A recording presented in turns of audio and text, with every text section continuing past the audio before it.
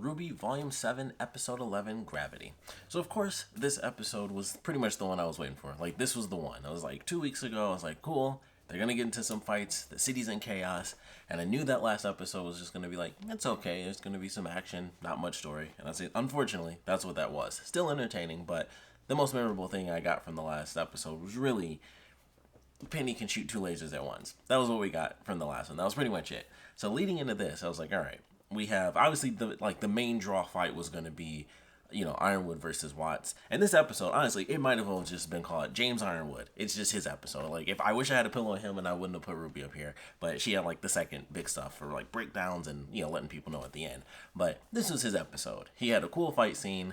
They reused the Amity Arena, which I thought was great because there's almost limitless potential. I mean, they have all these different arenas that we kind of got clues to. Like, we saw the stuff where there's mountains, there's forests, and then this was just like, it was plain, but it was, the gravity was changing and switching around based on the panels. And I thought that was amazing. I was like, all right, that's really cool. Because I was curious how this is going to play out. And, they have a weird gravity-defying gunfight. They literally end it pretty much on like a Matrix mode where they jump at each other and then they're like struggling in midair as both of the platforms' gravity kind of keeps them rotating and, just like, centered. And I was like, this is super cool. I love this. And, they're going through and Watts is like counting, I think it was 20 shots that he had. So he's counting all his shots and they have, different bits of dust. So at the end, I think the end was really the only time it had any true effect. Like, other than that, he'd shoot stuff off and it was like, oh, there's lightning. But, like, he missed most of the time, so it didn't really matter. It was like he hit Ironwood a couple of times. Like, they both, like, knocked each other out as far as their aura and stuff like that. So I was like, all right, that's cool, because it did get down to the point where I was like, I'm not 100% certain what's about to happen here. And I thought for sure when Ironwood got trapped, because even Watts mentioned, I was like, all right, so it's like, it seemed like it was kind of burning his flesh, but I was like, all right, it's not that crazy. He could do it, but we'll have to see what happens. And even Watts was like, I'd be careful unless you want more metal added to your body. And I was like, man, of course he's struggling. And I was like, they show him like hit the ground or, we hear it. And I was like, is he not going to have an arm? Because I figured it was just going to burn it off. But I was like, maybe, the more you struggle, like the worse it gets and stuff like that. But he still has his arm and, he's in bandages and stuff at the end. But I was just like, for a second, I don't know. I was like, I think he might have just lost the other arm. And it was just like, Ev it. We're at, this is pretty much it. I gotta fight back. But his arm is fine. It's, his bandage, so it's not perfectly fine. But his arm is still there, at least. And that was a great way to end it, too. And Watts is just like, where did he put? And he's like, what the heck? And he just, like, face palms him. And he just drags his face along the ground. And I thought for sure he was going to kill him. Honestly, I thought he was going to ask him something and it was going to be one of those just cool moments where it's like, are you going to talk? And he's like, nah. And then he was just going to drop him because I'm like, this is just one of those moments where I'm like, I just don't know if he's going to let him live. And I assume he does. They technically don't show it. I doubt they kill him, off screen. That would be weird. So Watts is there. I'm sure he'll escape because they'll probably want to keep him around or something. But I love the fight. Of course, there's a new song that was in it. I thought it was cool. I'd have to hear the full song to know whether or not I really like it. I just thought it sounded kind of okay. I thought it fit perfectly for the moment. But as a song by itself, I was like, it just seems kind of okay. I'd have to listen to it again to see if I really like it. But the fight itself was definitely entertaining, so that was pretty sweet. And then, of course, we have the Tyrian fight, which is pretty awesome. I think I like that. Like, overall, I'd say I like that more just because of the fact that it was so much fluidity in it because they had so many people fighting against Tyrian. Just visually, it was just a better fight. Overall, I'd probably still pick, the big fight, Ironwood's fight. Like, it was obviously the set piece one. But I don't know, it's kind of a balance. It might just be the fact that I was kind of waiting for such a long time to see this one, and we don't really see Ironwood fight very often, and I was curious how this fight was going to go, with Arthur, so I think it was more the expectation of it. Like, I kind of expected Tyrion's fight to be awesome no matter what, and maybe it's also the fact that it's in the opening, so it was kind of like, okay, you're already prepared for it. We've been prepared for this, for months now. Is like they're gonna end up fighting him. So maybe that was another part of it. It wasn't as big of a shock to be like, oh crap, this fight's happening. It's literally in the opening as one of the fights that's gonna happen at some point in the volume. But visually, I don't know. It might have just been a much better fight. It may have just been a better fight overall. I think it may have just been the surprise factor that has me right now.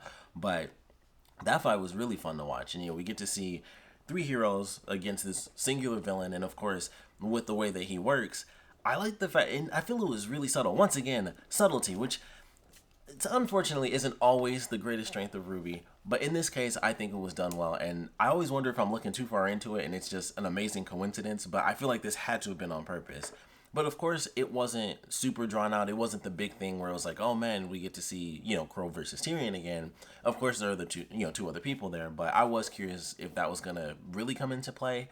And it didn't dialogue wise, but I think it did in that entire fight. Like, first off, Crow naturally was the first one to make a move, so he's the first one to strike. But I felt like in this fight, we get to see that he knows exactly what he's doing. Like, he knows how Tyrian works.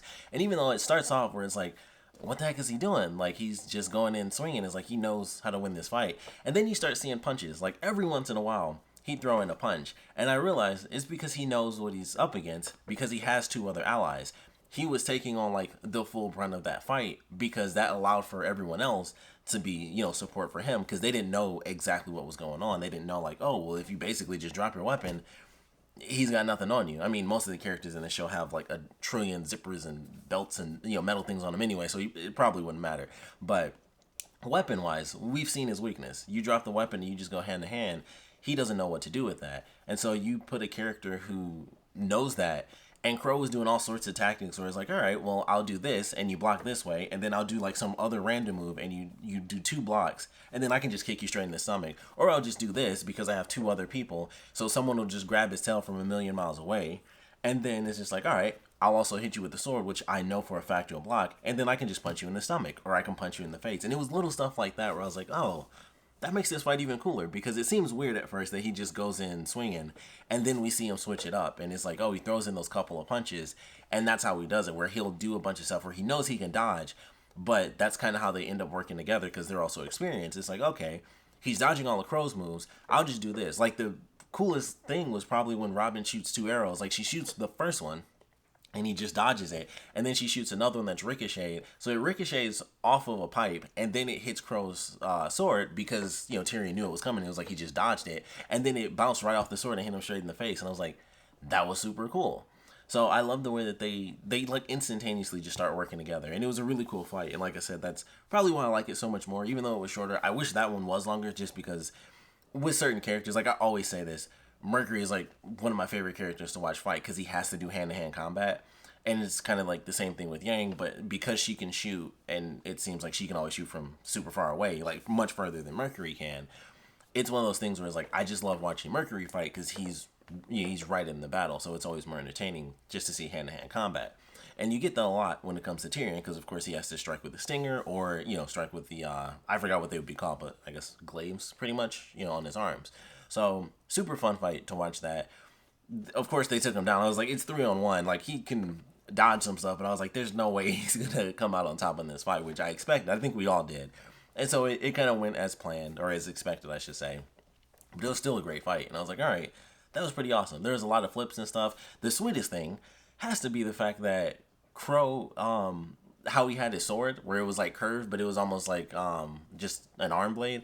I was like, I don't think we've ever actually seen him do that before. And I thought that was really cool. I was like, that's actually awesome. Like the part where he, like, basically at the end of the fight, he's doing some spins and stuff, and he kicks him, and then he like just uppercuts him with the gun part of the sword. So he's basically punching him, and then he pulls the trigger and hits him like a third time. And I was like, that's actually super cool. Like, we've never seen him do that. And I feel like there are a million situations where that's probably like the best configuration, for that weapon, where it's like part scythe, but it's, like an arm blade. So like the gun is at the tip, but he can still, swing it like a blade. And obviously it being the type of weapon it is, he could do that and then just extend it back out, and it'll slice through people and then kind of snap back almost like half of a scissor, and it'll just snap through everything else. So I thought that was really cool. I was like, man, they never, I've never really seen it like that. Not that I can recall, at least. If it's curved, it's just in scythe form. So that I thought was really cool, because I was like, man, I feel like we need to see that a lot more. It's just an interesting mechanic where it's a bit closer range compared to what he would normally do. I mean, he uses a giant sword, but it's even closer, and it's a totally different style, because it's, instead of being like more of an attack, it's more of a defense type of blade, because it's, it's going backwards. So I thought that was really cool. Loved the whole fight. And so it was like, all right, action's fantastic. Loved the main fight scene. I love our secondary fight scene. It was exactly what I was hoping for. It's like cool action. We even got a song in it, which I wasn't thinking about, but I probably should have. Every big fight piece always has a song in it. And I was like, this is awesome. This is really cool. So then it seems like, all right, beat the bad guy, beat the bad guy.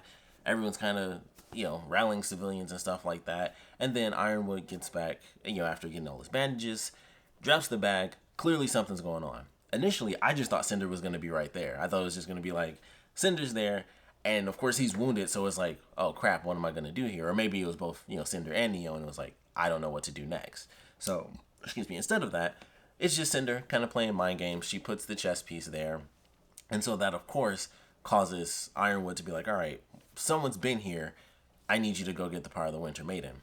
That's, of course, like the biggest thing going into these last two episodes. Because I mentioned it before, I'm not 100% certain Winter's going to survive. And I hope they don't kill her. Of all the characters, I shouldn't say of all the characters, like a lot of the main characters I want to live. But I don't know. Like with this one, it's really hard to tell where this is about to go for these last two episodes. And that's mostly due to the fact that this will be a turning point for this entire series. Like no matter what happens, when it involves someone getting the powers of a maiden, that's a turning point for the series.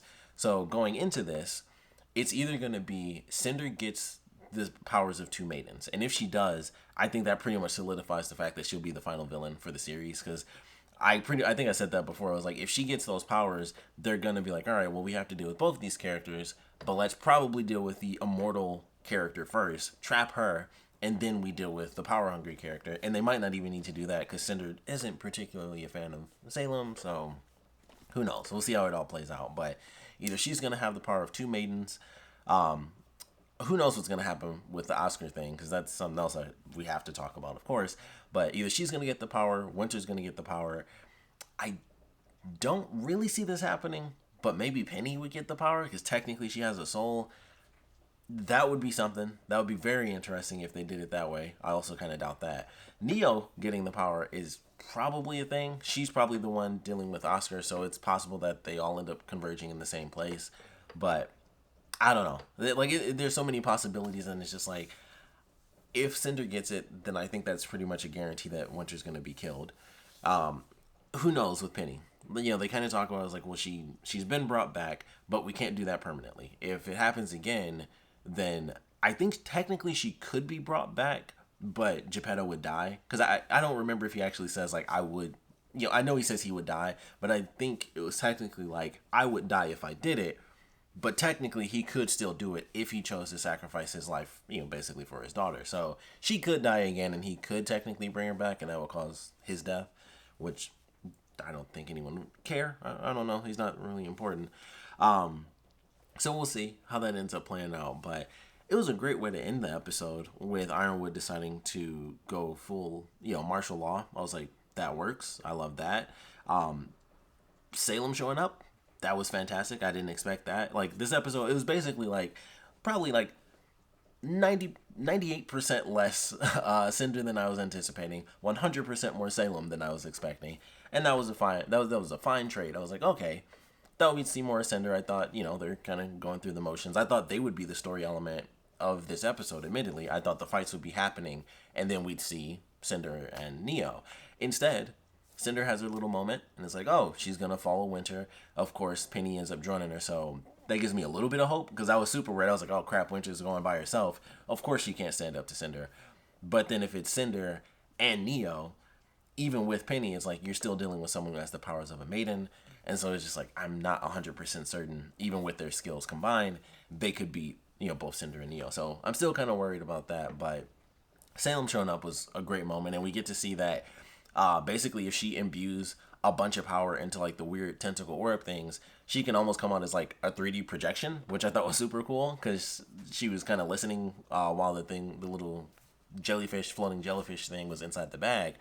And so then she pops out and she's talking and stuff, and it's like, just give me this and we can save the people, no problem. And of course they like, we're not going to do that. Then RWBY has her moment and it's like, we're going to stop you. And Salem might as well have just been like, oh, well, you're a weak bitch just like your dead mom. That's pretty much what she said. And it was just like, oh, I don't, your mom said that. And where is she? Dead. And so of course that breaks down RWBY. That was an effed up moment. And they show that she's like so distressed it makes her eyes flash for a quick second, which I thought was very cool. One of those like less subtle, but still subtle enough moments where it's like, oh, because they forgot about that. My full rant in the last episode where I was like, they freaking forgot this whole volume to talk about that. So they did a little bit in the last one. They showed it a little bit in this one where they flashed, but it was totally out of her control. And it was also like, just a minor flash, which Salem didn't even reference, but she knew that, she knew she had that power. So I guess it's not like, holy crap, you can do it.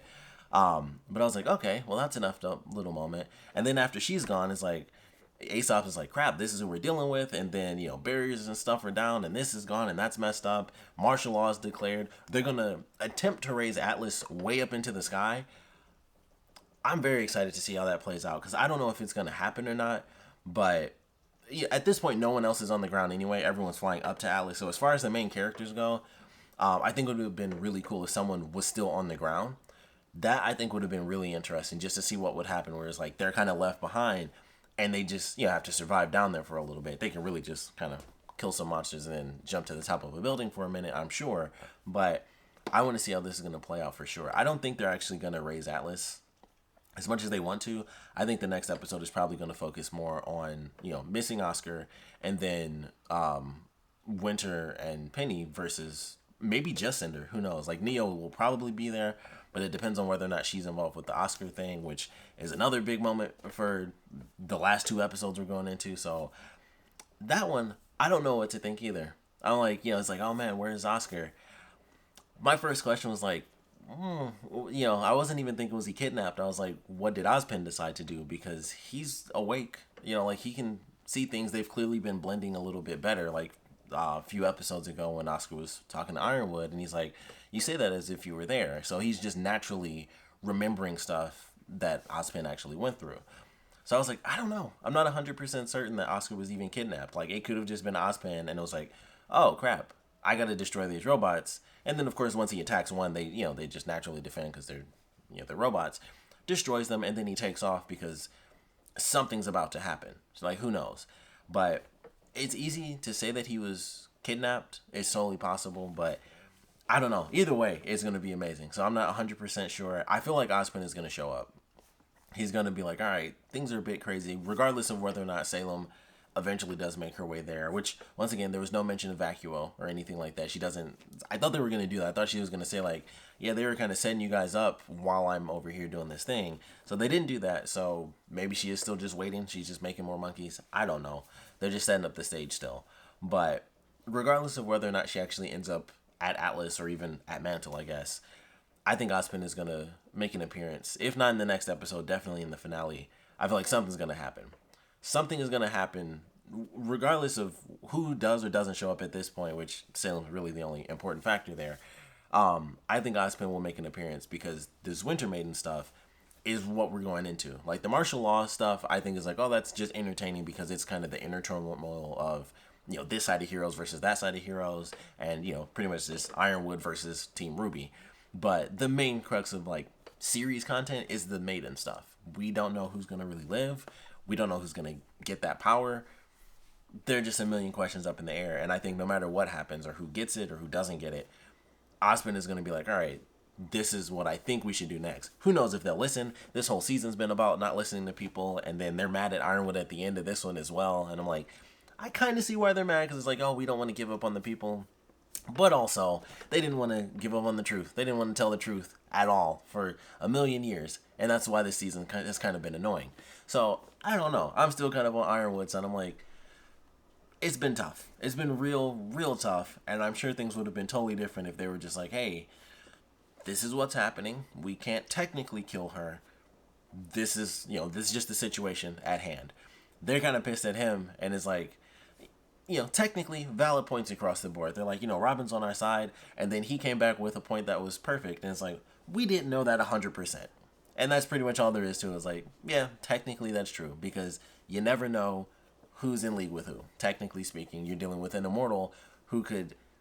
I mean, when you really think about the possibilities of someone who's immortal, they could literally raise someone as, like, a soldier, and you wouldn't know that. They could just be like, all right, I'm raising you. You are in my, little camp, and then I send you off to this thing, and this is the role I want you to play when you get there. Do everything you can to be this. And Salem could do that because she is immortal. She's lived literally through human history, and she's watched it start up all over again. She was there before the moon was destroyed. Like, that's like there are just so many possibilities of infiltration and like things far beyond generic concepts of like who do we trust. You literally don't know who you can trust except for Ironwood. Like he wouldn't be that stressed. He wouldn't have that beard if he was working with Salem. He wouldn't be that stressed. Like that's just clear. But I don't know. It'll be interesting to see how it plays out. The thing I'm curious about for the next episode is definitely this fight because I'm like, all right, I like Team RWBY. They are our main characters. I like their abilities and sometimes I like their costumes. But they're not Aesop's. Plain and simple, they are younger, they are less experienced, and these characters, they don't have crappy semblances. Meryl, in particular, I feel like if he just stands there, snaps his fingers, they all get slowed down, and then you have Harriet, who has actual super speed. They're all in slow motion. She just runs with a really hard exoskeleton punch. They're going down. Like 2 punches, one for your aura, one for you. And that's it. So I'm very curious how this fight is supposed to play out because I'm like, it's either going to be really drawn out and then we see the rest of the story play out outside of it, or it's going to be super quick and they lose, which I think makes way more sense. But they also can't lose because there's or they do lose and that leads to Winter dying, which I feel like that's the highest possibility. Some people think Ironwood will die. Some people think both of them are going to die. Personally, considering we have 2 characters going, there's no way. There's no way they kill Penny again. But they might do it just to kill her off and then have... did I call him Geppetto earlier? Whatever his name is. I think it's actually Pietro, but it's Geppetto. Whatever. I know what he's based on, that's why I said Geppetto, but I think it's Pietro in this. I don't actually remember. But I think they might kill her just to have him sacrifice himself, and then it's like I feel like that would be even dumber, and I feel like they have to know that. They have to know you can't just bring a character back, which already made a ton of people upset. I was fine, but a lot of people hated it. And then you kill her, and then you bring her back again just to sacrifice a character no one gives a crap about. He's a brand new character, and he made Penny, and it's like that's it. No one really cares at all. So I think they'll kill Winter. I think they'll do like a definitive shocking moment, and I think they might kill Winter. I think Ironwood will keep going, but he'll just be in an even more depressed state because technically they won't have a victory, but they won't get killed off. I don't think even if Salem gets this power that she'll try to, take everybody out because she knows that, Salem's kind of on her way, and if the plan's moved up, I don't think she wants to run into Salem just yet. I think she still wants to get more power because that's her story. She just wants more power. So, super basic. And then we'll see that hopefully turn into something cool where she decides to either go up against Salem or I doubt she'll suddenly team up with the heroes. We'll see what happens. She might have that villain moment where nobody can defeat RWBY but her. I wouldn't be surprised if they pulled that one, but I would kind of hate it for this show, especially for Salem's specific character. I feel like she'd just be like, I want to do it, but also, like, just her character, I would say. She just has that thing. Neo, on the other hand, who knows? She's an enigma. She's just a cool enigma, so it's up in the air. In general, though, we have 2 more episodes to go. This was a great one, and I don't know what to expect. I think Ozpin will show up. I think that's a simple one. Ozpin is going to show up because somebody is getting the Maiden's power. I don't think the Maiden's just going to keep living through this. That would be the craziest twist if they actually fight, and then no one actually ends up getting the power. That would probably be the biggest twist they could possibly pull. Like, it just doesn't even happen. It's like, oh, snap. They just, okay, and then that's it. And then, whatever other cliffhanger they have. But I think somebody's getting the power. They could do something super crazy, and then just one of Team RWBY gets it. But I feel like that's just way beyond normal. Like, it's just too overpowered. But they're also, RWBY in particular is already super overpowered. But I would love to know what you guys thought about this one. I feel like there's just so much to talk about as far as theories going into just the last 2 episodes. Who kidnapped Oscar? Was he kidnapped? Because my main thing is I honestly think Ozpin was the one that took off because who the F knows? But there's just a lot. 2 episodes to go. I'm very excited for what we're going to get. I don't know if we should expect to see Salem really show up. I would love it if Mercury and Emerald did because I love both those characters. And I really do want to see that reunion between Emerald and Cinder. But with 2 episodes left, I think whatever we're about to get is going to be pretty much what we've wanted to see this entire volume. Like, just something crazy, and it's going to involve somebody getting some new powers. I don't know who it's going to be. I don't know if it's going to be a hero or a villain, Neo would probably be the coolest character to get Maiden's abilities just because of her natural abilities. That would probably make her like the most dangerous character there is. Like her or Emerald would probably be the two most dangerous people because it's like you literally can't see what they're doing, and then they're on like, you know, pseudo god. They're on like Jesus level power, not God level. Like Salem's God level, then the Maidens are like, you know, that's like Jesus. I don't know. That's just what popped into my head. I was like, you know, you got God levels and then Jesus levels. So we'll see what happens. But we'd love to know what your thoughts are on this episode. So please put your comments down in the comment section below. Let me know your favorite parts about it, your least favorite parts about it. Naturally, the fights. I want to know what you guys thought about them because they were actually really cool, this one, compared to the last episode where it was just like, well, okay, cool. These were actually like, that was pretty sweet. So we'd love to know your thoughts on that. Salem actually showing up for a quick second. What happened with Oscar? Who's going to get the Maiden's power? I feel like they'll wait till the finale, but if someone gets the power in the next episode, I wouldn't know what to expect for the finale. I feel like Salem would have to show up. Like if two separate people have powers, or even if Cinder has the power of two maidens, I'm like the best next move is to just be like, F it, throw Salem in there just to see what happens. But that might be a little too wild and just too crazy. But we'll see what happens. Like I said, I want to know what you guys thought about it. Sorry for this one being a super long review, but I feel like there's actually a ton worth talking about. So hopefully you guys enjoyed it. In general, want to know your thoughts on this episode, so please put your comments down in the comment section below. And of course, thanks for watching.